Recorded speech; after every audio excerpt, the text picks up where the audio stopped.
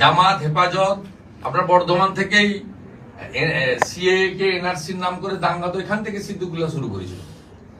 মনে নেই আপনার 2019 সালে কি হয়েছিল?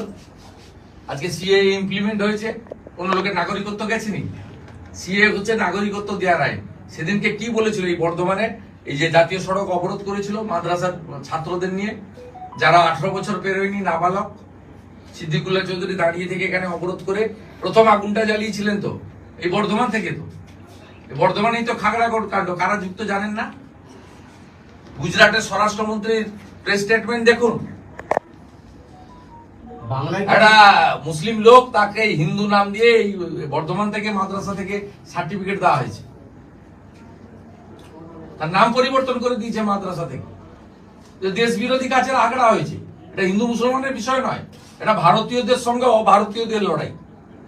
যারা অরিজিনাল ভারতীয় মুসলিম তাদেরকেও ভেবে দেখা উচিত যে খাল কেটে কুমির নিয়ে আসা হচ্ছে, তাদেরও জমি যাবে, তাদেরও রেশনে ভাগ পড়ছে। এটা ভারতীয়দের সঙ্গে অভারতীয়দের রাষ্ট্রবিরোধীদের লড়াই, এখন হিন্দু মুসলমানের লড়াই নয়। বাংলায় কি জঙ্গি মডিউল আবার সক্রিয় হচ্ছে? কি মনে হচ্ছে? জঙ্গিদেরই তো সরকার। সিমির সঙ্গে যুক্ত থাকা ইমরানকে রাজ্যসভায় পাঠায়, সাম্প্রদায়িক সম্প্রীতি নষ্ট করেন যিনি, তার সিদ্দিকুল্লাহ চৌধুরী রাজ্য মন্ত্রিসভায় স্থান পায়। তার যোগ্যতারই তো সরকার। সরকারটা কি ভদ্রলোকে নেই? 72টা জায়গায় বিএসএফ কে মেলা তৈরি করার জন্য, কাঁটাতার দেওয়ার জন্য জমি দেয় না মুখ্যমন্ত্রী।